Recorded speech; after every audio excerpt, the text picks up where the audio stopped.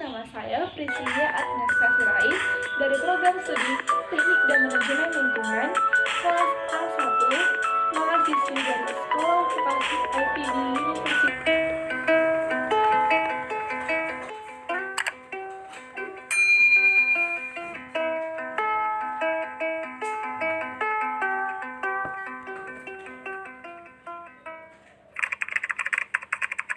Wawasan Nusantara merupakan cara pandang terhadap bangsa dengan tujuan menjaga persatuan dan kesatuan yang diwujudkan dengan mengutamakan kepentingan nasional dibanding kepentingan pribadi, kelompok atau golongan tertentu. Wawasan Nusantara secara etimologi berasal dari bahasa Jawa, yaitu wawas, yang berarti pandangan, nusa yang berarti kesatuan, kepulauan, dan antara yang bermakna dua samudra.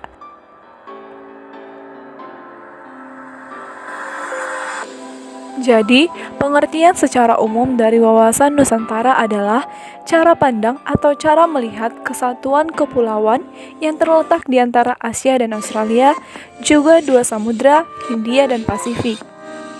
Tujuan wawasan Nusantara adalah mewujudkan nasionalisme yang tinggi di segala aspek kehidupan rakyat yang lebih mengutamakan kepentingan nasional dibanding kepentingan individu, kelompok, golongan, suku atau daerah. Kedudukan wawasan Nusantara sendiri berada dalam hierarki paradigma sosial, dimulai dari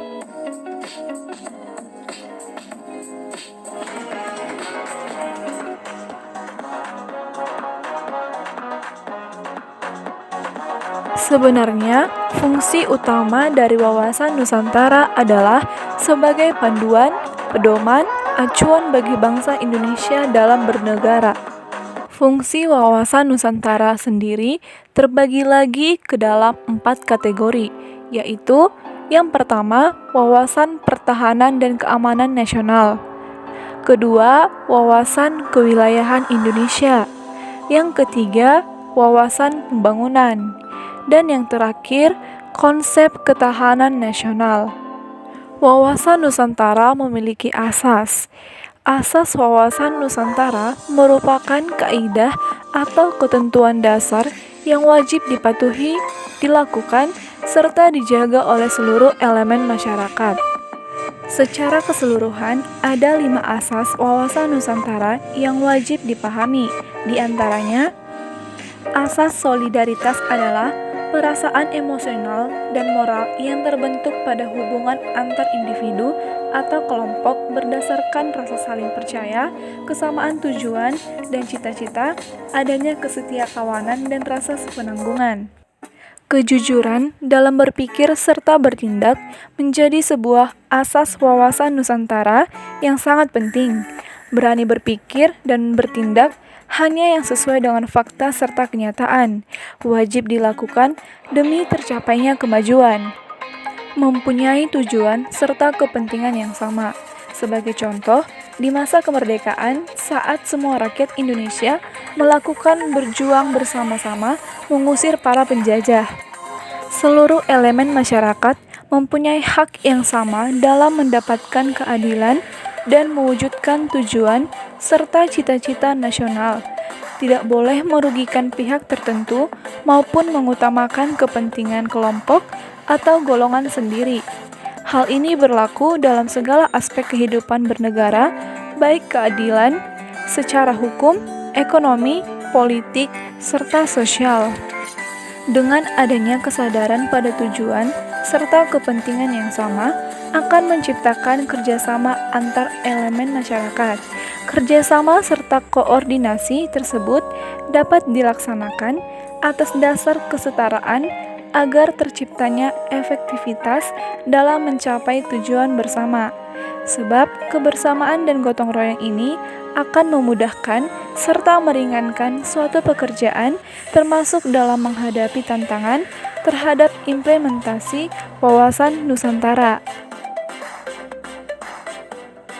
Penerapan nyata wawasan Nusantara dapat dilakukan melalui cara berpikir, bersikap, bahkan berucap. Contoh penerapan wawasan Nusantara sendiri dimulai dari menjadikan Pancasila sebagai falsafah dan pedoman hidup bernegara serta bermasyarakat. Berikut penerapan wawasan Nusantara dan tantangan yang dihadapi dalam perwujudannya di era yang pertama.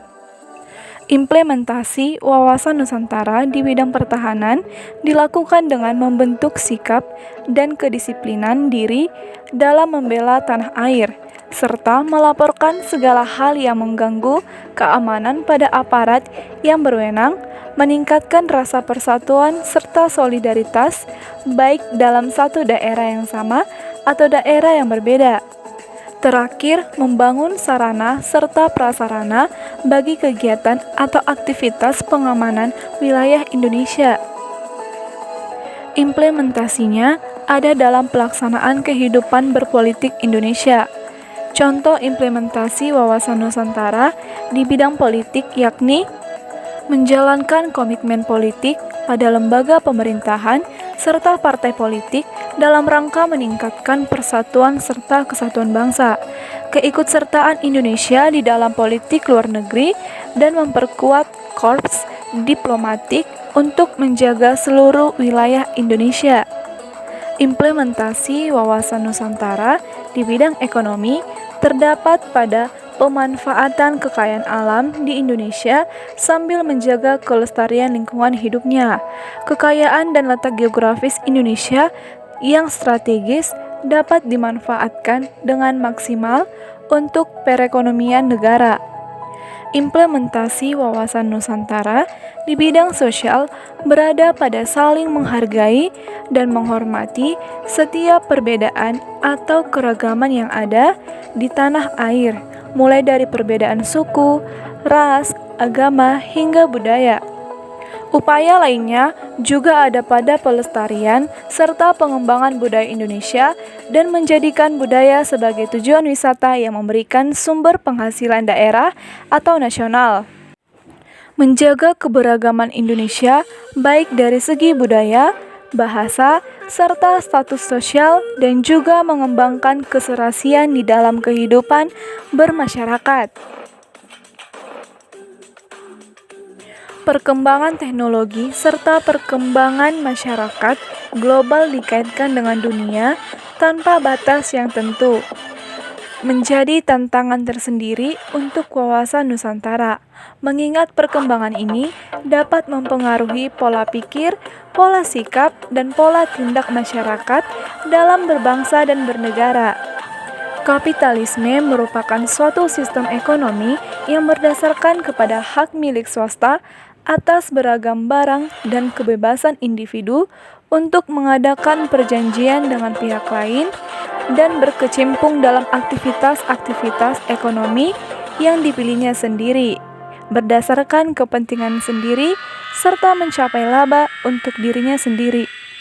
Memberi peranan dalam bentuk aktivitas dan partisipasi masyarakat untuk mencapai tujuan nasional hanya dapat dilaksanakan oleh negara-negara maju dengan bottom-up planning. Sedangkan untuk negara berkembang dengan adanya keterbatasan kualitas SDM sehingga diperlukan landasan operasional berupa GBHN.